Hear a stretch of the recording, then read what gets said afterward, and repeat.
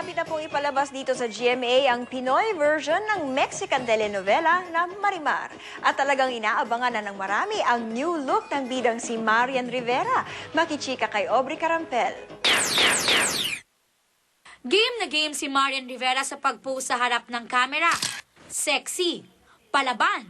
Handang-handa na nga si Marian sa pagganap bilang Marimar.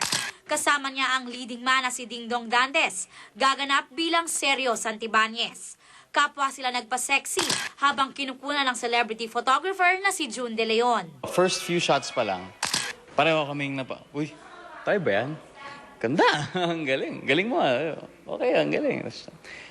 Galing. Ang ganda ng coordination namin, ang ganda ng cooperation namin with each other kasi makikita mo talaga doon sa pictorial na, alam mo yun, komportable kami sa isa't isa. Ibang-iba na nga raw si Marian, malayo sa mga martyr role niya noon.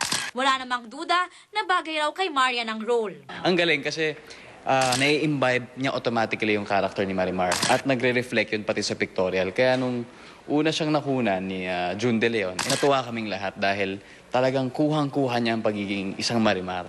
Sa pagpalaot ni Marian bilang Marimar, siya na kaya ang itanghal bilang next big star? Abangan! Aubrey Carampel, updated sa Showbiz Happening.